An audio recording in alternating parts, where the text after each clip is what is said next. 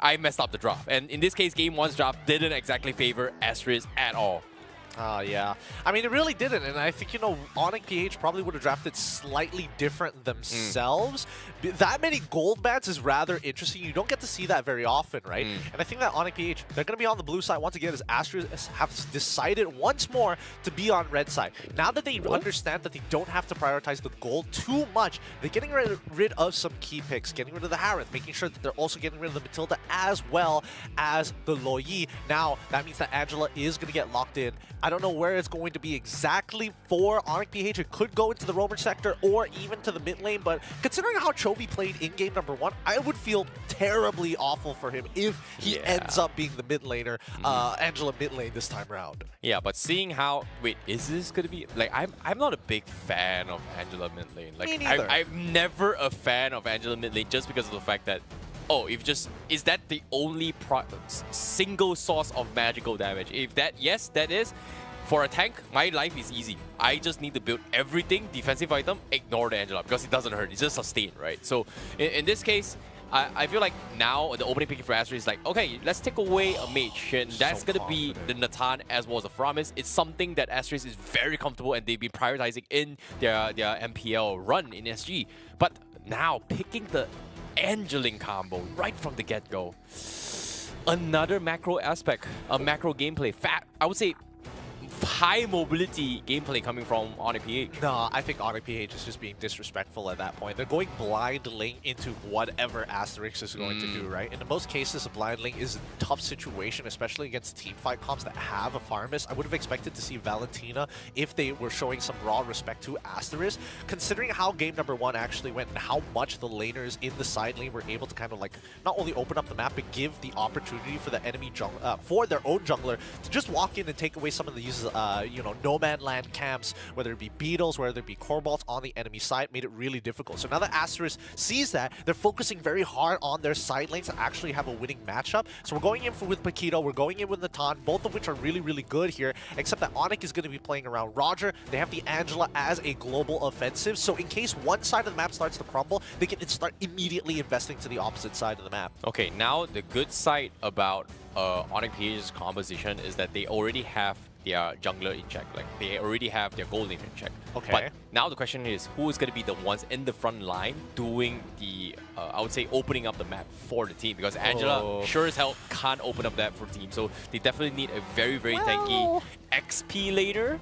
Or a mage, maybe? Look, I think one of two things is going to happen here. Either the Angela is going to get a decent roam 1v1, where, you know, Angela is generally going to be ahead. Let's say it's going to be a melee-oriented, like Grok, for an example, from side to ASTERIS. Then I think Angela can walk all over Grok for the earlier parts of the game and then get punished later down the line. I think that ASTERIS, they need to recognize that it's all about lane prio and how exactly are they going to try and neuter this link to make sure that he has minimal impact whatsoever. I think the Paquito blind pick is rather bold, right? Both sides, again, blind jungle pick into blind EXP pick. We don't know whether this Paquito is going to go into the EXP sector or into the jungle sector. We'll see in a little bit as the second phase of banning has come through. The Arla as well as the Terizla bans, not bad. They want to force maybe a either Khalid matchup or even a Benedetta matchup into the EXP side. For all we know, it could be Uranus.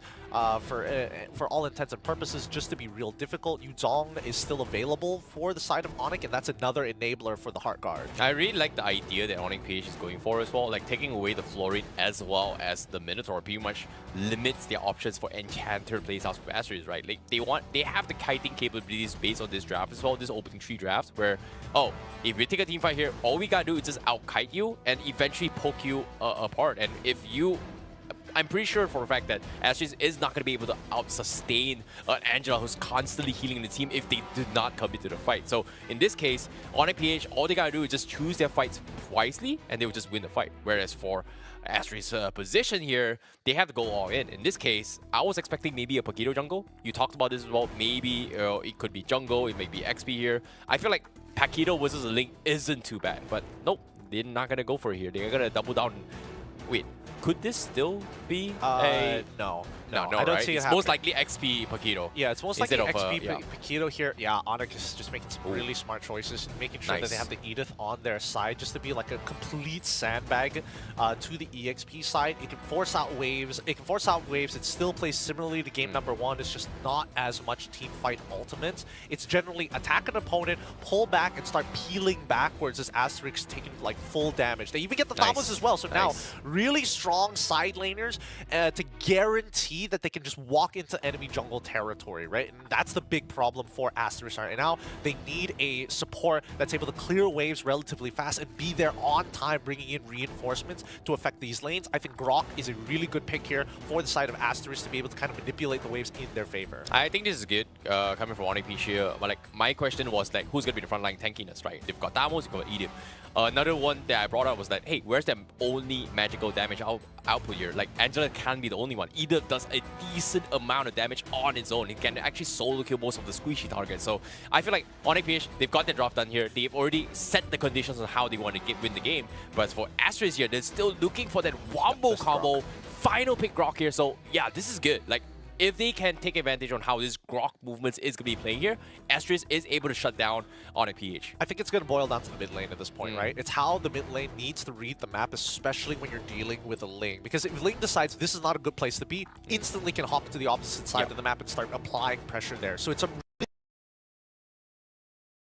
they have to decide how many resources are we going to invest in one side of the map, and we need to be able to kind of clump up as closely as possible to get maximum value from this called Altar, right? Or Netherrealm in this what is called right now. So I think that is it's a lot more playable for the side of ASTERIS. My big concern is whether or not we're going to see a bit of a repeat of game number 1, where we see a majority of the camps close to the river will fall into the hands of ONIC PH, and that transitions into momentum during the mid game around, well, especially for JHHH, whether or not he's going to get the turtle in the first place. Yeah, it is going to be a little bit difficult here, but let's see if they can pull this off here, because right from the get-go, ONIC PH, they're making sure that they want to have this Ling have the best possible farm ever here, because this is going to be game 2. ONIC PH versus ASTERIS. The reply for Masters, is it going to be enough?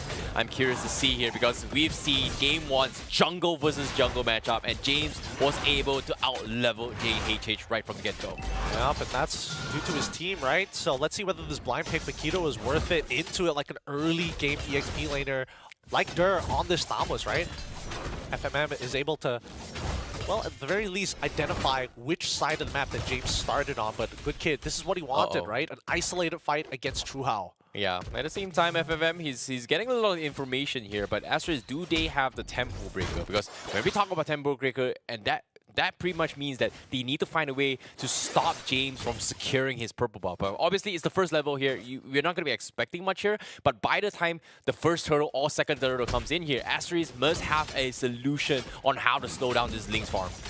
Oh, they're going to steal away camps. I think if they want to do that, it's going to come down to level 4. Where do they want to be on the map, right? And luckily, the turtle is spawning on the top side, so purple buff isn't too far away for ASTERIS to maybe keep control over. It was on the opposite side of the map, it could be a different story, right? But I think that luckily, things are working out. Now that ASTERIS has that decision, they're hovering around that area, expecting James to eventually come back, and that's when you see ONIC recheck it, just to ensure that their battle lines are safe. Yeah, as of now, I think ASTERIS has definitely adapted a little bit better here. Game 1, the opening here, we saw invades coming from James. This time, he just went for a mirror matchup here, so it's not that great. It's not that bad that JHH is still equalizing with James, but again, top side, they're going for the flicker play. Kiwi pulls Chovy in, but do they have the damage? No, they don't. They can't finish him off, so that's going to be major battle spells expended here. And now close to the 4 as well, so he's going to be getting his first Nether's Realm in this upcoming fight. So ONIC PH, you have to rush this out, but no, guess what, ONIC PH, it's okay. Take the turtle. I'm stealing your purple buff. Oh, that's fine. No. That's fine. They lose the turtle, but it's okay, because as of now, they are going to commit to the fight. They even dropped the Nether Realm, and they're dropping so low. They have the Link, Angela, just giving so much sustains, and Kikidar was able to just bleed them all out. ASTERIS just lose too, like that. What? lost so much there. They lost everything. Oh my goodness. They just got a turtle, but they ended up giving 2 kills over. I mean, they could have just dragged out, but there we go. Bear finally finding the kill that I was waiting. He ended up whiffing the knock-up strike earlier to peel away for JHH, and JH ends up dying because of that. At least he was able to find something back on the top side of the map. Yep, and now, as of yet here, Kiwi looking for the pullback, but no follow-up coming in from ASTERIS. But ONIC PH, they're just using the timings really, really well. They don't even need gems in this fight, but now he's going to go for the fight. Wall charge comes in, connects on 2. He's going to try and drag him up, extend the fight. But Tempo Split comes in. It's going to go in and pair. Oh, he almost caught James mid-air. He almost got the full combo off, but now Kikadon, he needs to run. He is going to go down, and Bear will finish him off, and ASTERIS bites back. Nice! That's what we wanted to see from Bear. He leaves the lane early, and despite losing a bit of EXP, he's still ahead against Dur, which is exactly what we want to see. Okay, Bear, you know, no, he's not walking off. No, just can't. JHH, let's go for the dot. He's gonna go for it here as well. Combo comes in, not good enough. He is a little bit tanky, but again, ONIC PH, they are leading in terms of economy right now. James, he cannot afford to die. They pop into Angela. Hot's got to kind of secure him. He wants to steal the purple buff. He is gonna steal it away. So no purple buff for JHH once again, and that means ASTERIS is gonna have a jungler a level behind. You know, each time we see ONIC Philippines and ASTERIS scratch each other, ONIC PH is the one coming out on top, right? Because again, it's not just about the neutral objective of the turtle that's giving ASTERIS an opportunity to stay in this game. It's the fact that ONIC PH, their side laners, are doing very, very good. Like so far, Le Good Kid is having a full kill over Chu Hao, and even Chu Hao, he's nervous about this, right? He has to wait until he has some form of items before he can take that full 1v1 against Le Good Kid. Yep, Kikadon now in a little bit of trouble here. He's getting dragged in. He's dead. There's no way he gets. Wait, what? How? He's not dead? He was able to get Preble off a ton of times. He's got damage as well. And now they forced the preemptive ultimate here from NetherRealm. They secure the turtle, but they don't get the kill in Kikadon. So it's a little bit of small win for ASTERIS, but the purple buff comes in. Where's the link? Okay, nowhere to be found. So JHH is able to secure it for a team, but James is here. He's going to drop on towards FFF. Kikadon misses the catch. And ASTERIS will be able to zone them off for now. Bear takes a little bit too much damage, so they will disengage. This is good. JH was able to bail Bear out of a really tough situation. He lost the trade against Dur, and if he was stuck in that lane any longer, he probably would have died on the next minion wave. So now he gets to actually walk with the next minion wave, thanks to the help of his jungler. And this is the point of time where ONIC PH, their leads isn't big enough to really impose their will onto ASTERIS for now. And based on the items so far, we do see quite the lead from Chu Hao. He is nearly 2,000 gold ahead of Chu Hao. Holy cow. Yeah, he's so close to his second item as well. It's going to be the endless battle coming in on this Roger. So I'm pretty sure if Chu Hao is in the wrong place at the wrong time, boom, 2 combo, he's dead from all the true damage purpose here. But at the same time here, Bear, he's doing pretty okay. But again, ASTERIS has been needing a little bit more fights here because the finisher has always been on towards Bear, and so far they don't seem to find an angle to do so because Kiwi, he may be pulling, but where is the follow-up damage from the team? Because ONIC PH is just, you know, out-sustaining them all right now. I mean, so far the team fights have been just a little bit better right now, right? So fast. Quick correction, it's going to be 1k of a gold lead for Le Good Kid. But it's a 3v2 in the mid lane, right? Again, this wrestling for that mid control to not allow ONIC Philippines to predetermine the tempo while ASTERIS' jungler is looking to protect the side lanes, right? You see JH just walking up, proxying these waves to allow Chu Hao to break tier 1. And this is allowing ONIC PH to have that first move, but have an implanted sleeper to ensure that these rotations are slowed down so they can at least find some kind of profit for their laners who are suffering economically. Yeah, Kikadon now does saving out the primal form for a little bit more here. He doesn't want to go to 2-match. Wall charge comes in, combo comes in. The FFM finds one. Kikadon gets bursted out as well, but they do drop the Nether realm here to try and go in for the scuffle. But ONIC PH, they don't really want to risk it as well. Dur doesn't have the HP to do so. James is also nowhere to be found, so they will gladly lose one. But again, ASTERIS, they committed so much. Yeah, ASTERIS has the pull out so many things just to make this happen. And the whole time, James is able to make decisions based off of this war of information. ASTERIS, they show themselves they're going to get this turtle, and that's totally fine for ONIC PH. They still have a 2.4k lead, and they're getting side lane pressure. So ASTERIS constantly having to just keep toe-to-toe with ONIC PH at every step of the way.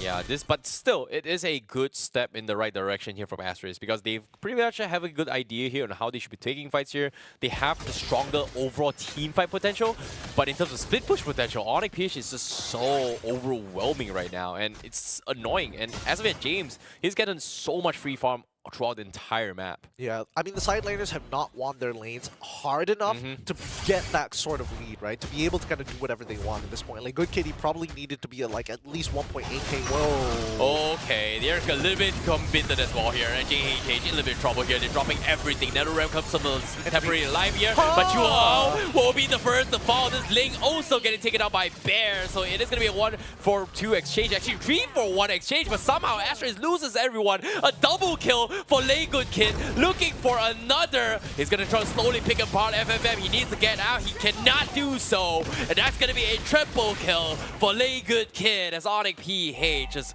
wipes the floor with everyone right there. Kiwi with the NetherRealm. Not good enough. Man, this is just the reenactment of Whiplash, right? ONIC is just telling ASTERIS, you play on my tempo! Are you playing on your tempo or my time? Are you slow or are you fast? Pick one!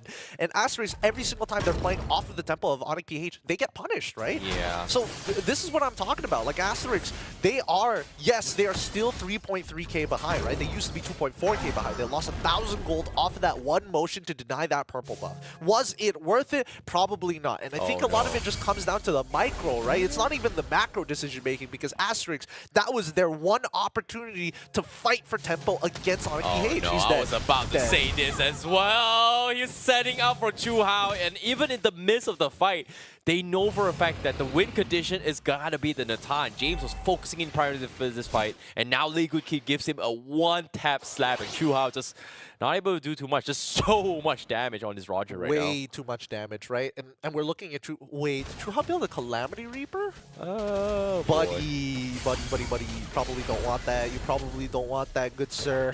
You probably definitely want the Starlium Scythe a little bit more, but let's see whether this Calamity Reaper is going to make the difference or our API is wrong. One or the other, but I'm pretty sure I'm not misseeing this. Now, ONIC, it's time. Just bait ASTERIS into an unwinnable fight. Yeah, but at the same time here, now they are going to be forcing the Angeling combo as well. JHH. This is not good for the Ling at all. Like, Ling doesn't care. It literally doesn't matter. He's 2 levels ahead, and he got the ultimate out of the Fredrin. So now he has a 25-second window. Okay, now they are going to be forcing a fight here. They're going to be going for the back lines as well, just overwhelmingly zoning them off. Lord secured by a scary demon in your face. They want, I mean, ONIC PH, they know that their side laners are ahead. The 3v3, they know that they win, so they just need to pull attention to themselves on the opposite side of the map, and James just out-rotates them entirely because of the Finch Poise. I mean, well played from ONIC PH right now. Good outclass. Oh, my man. God. 9,000 gold lead compared to 8,000. Like, Lay Good Kid is having the time of his life, but the closest person from the side of ASTERIS is Bear and Chu Hao, who are literally 2,000 to 3,000 gold worth of difference away from the top earner. Yeah, the main damage here comes from ASTERIS. Like, if he falls, that's it. But at the same time, Bear's job is just to make sure that James doesn't have a good time as a Ling. And James just chooses to just back off. And every single time that happens, they just can't really do too much here. But JH now is going to be kind of complete here. The Mountain Snow, he able to get out. Empress's Wrath completely whiffing the mark. So ASTERIS is going to be able to zone them out for now. This Lord is going to be easily taken down by ONIC PH. They're keeping up with aggression here. Lay Good Kid going for a little bit of poke here. FMM, he's just standing next to the rock. And, well, he's trying to be bad things right now. He's trying to be bad things right now. It's true. He knows that it's difficult to punish him, right? But but again, he needs to be very careful of the space. Because of the gold lead that ONIC has, they can technically poke him out if necessary. Kakadura probably is not going to be the one who's going to chunk out FMM. Let's be real here. But Lay Good Kid, he has so much poke, especially in human form. Yeah, KK now, he can actually try and fight this though. He's technically got enough damage. He's baiting. Oh no, 2-man stun. They can't go for this as well. James looking for the bait fight as well for ASTERIS. They might be taking the bite here. But they are going to be disengaged. JHH with the Astro Pop as well, but at the same time, here he comes. They bump the Nether Realm. It's going to be a shish kebab. Free Tempest is playing to dive onto them. JHH will fall. This Angelic just gets free hits after free hits. And ONIC PH just chose the perfect time to strike. And ASTERIS was just throwing everything and everything they see. Kiwi lost the hostage situation. He was in negotiations with ONIC PH, and they told him, hey, we've got your brother locked down. And he was like, I'll do anything. I'll do anything. I'll give everything in my bank account, right? Every ultimate, all my resources, everything to keep him alive. I think JH needed to communicate with Kiwi to tell him not to use your ult. Oh boy, speaking of ulti here, Bear, he's taking a little bit too much damage. He's going to be bursted down with the crits coming from James. Tempest Flick comes in, FMM comes in. Kiwi forced the flicker out there as well. This tier 2, slowly being chipped away, but it is not going to go down. Defense comes in from ASTERIS, but ONIC PH gets a snipe down on Bear. Real question, who's got anti-heal from the side of ASTERIS? It looks like Paquito. Paquito's got anti-heal. JH doesn't have it. Chuhao doesn't have it. FMM has Dominance Ice. Kiwi also has Nicholas and Durant. Okay, so they got some good coverage when it comes down to anti-heal at this point, so I'm not too worried about Chovy. But at the same time, like James, he's not missing a beat here. With his weakness finder, he's running down targets faster than they can even respond. I think right now it's just whether or not he's going to go for the Malefic Roar as his final item. Yeah, I don't think they can really do too much about the situation, considering the fact that right now, anti-heal or not, they still have more sustains compared to ASTERIS here. And in terms of damage output right now, they need more coming from Kiwi. Now Tempest Blade comes in, Lord is dropping a little bit low as well. And ONIC PH, they were able to kill JH, they were able to steal the Lord, and now they're picking them all apart. It's maximum overload, just run them down, all good. Hey, did anybody wanna do something about JH? He kind of just walked through all of them. He walked through all of them in a 4v5, and Bear has just been split pushing this entire time. He needs to die here, by the way, but I don't think James has enough energy to guarantee the kill. But man, I can't believe it. Once again, ONIC PH let them walk in. And unfortunately, it's ASTERIS who steals away their major win condition. Yeah, they were able to steal the Lord somehow. It's just weird, considering the fact that it looks so much cooler from ONIC PH. It's just like, hey, you know what? Let's not focus on Lord. Let's just go for the team fight. And ASTERIS is like, well, we're not good with team fights. I can steal Lord and buy time. So, and Chuhao, you got to do something for me. And with that steal coming from JHH, it does give them that small opportunity. But is this good enough? No, this is good enough because now it means that Chuhao can actually scale into this game. They've guaranteed themselves 5 minutes into this game before the next wave. Hold on. Okay, JHH. They gotta be careful here. They can't be walking up. If they have to sacrifice outer tier turrets, they should just do so, right? ASTERIS just hit the 42k mark, so I would assume that Chuhao is very close to his full build, if not already full build. Yeah, speaking of full builds right now, orange buff. Gonna be focused here, KK Dot gonna be fighting the same exact spot 5 minutes ago as well. JH dropping a little bit half HP here. James also again waiting for the moment to strike. Appraiser's Wrath comes in, he's gonna chain CC all the way through. James, does he want to go for the finish as well? They're holding the Nether Realm hostage for now. They don't really want to be in the exact same position they are. I'm telling you, watching this game is watching a hostage situation go down, right? Both teams are negotiating for the best odds. And this time, ASTERIS, they remain strong, right? Kiwi, he didn't use his ult too early. And that's the big issue. If they use that Netherrealm too early, ONIC can just wait it out. And if ASTERIS is too far away from their inhibitors, they have nothing to fall back to. They're going to get punished as soon as the temp HP times out. FMM opening up the map. He's gonna get chain CC. Lay good kid. He's got the damage, but he cannot afford to go for his. It's just not worth it. Even if he does get a Lycan Pounce reset, there's immortality on FMM. It's just not worth his time. He's looking for Chuhao, and Chuhao has a lot of one-shot potential right now. Looking at his items, he's got Feather of Heaven. He's already got Calamity Reaper. He also has the Winter Truncheon in case it gets turned around, and the Holy Crystal to guarantee the damage. Yeah, this is gonna be a little bit of an awkward situation for ASTERIS, considering the fact that right now, Lay Good Kid, yes, quote-unquote, this Roger does have a lot of damage. But the problem is, if he Lycan pounces into ASTERIS' face, you've got a wall charge coming, you've got a taunt coming from Frederick, you've got a combo from Bear to just maybe one-shots you, and the only way he kind of survives is that they burst anyone from ASTERIS quick enough for him to just, you know, kite them around. So as of now, all ASTERIS needs to do is just group up as 5 and they're good. Yeah, I think ASTERIS, like, they want to group up as 5, but it's not going to be easy. Oh, well, they do get the group here. They're dropping everything. They're going for the 5 here. They are going to go for the wall charge as well. They're looking for the disengage, but they get picked apart. Kakadon will be able to mow him down as well, but here comes the Angelique from the back lines. He's going to focus on Kiwi, and he are going to be able to kill him off as well. Bear gets to pick the pot, and now they're all scrambling to run away. ONIC PH looking for more. FFM falls as well. He's got immortality, but it is going to be a wipeout for ONIC PH. They get the wipeout, and ASTERIS just losing all their members.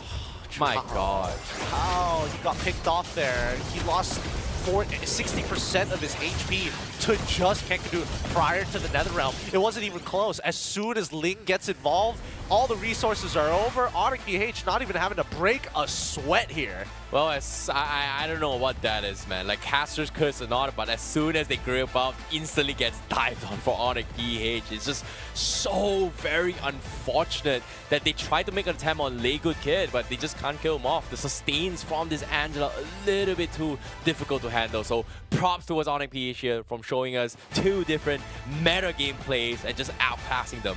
Yeah, I think ASTERIS, they had a very good idea here. They had a very good chance in the draft. They've adjusted well, but ONIC PH right now, with more options and winning the war of information against their opponents, yeah, they basically could never make the wrong move. Give it up for ONIC PH's B team here. They put on a really good show, and ASTERIS, they've got a lot to learn, things to look up forward to. Yeah, this is just insane coming in from ONIC PH, right? Like, this is the sub-team we're talking about here, but the communications from ONIC PH is just so spot on. But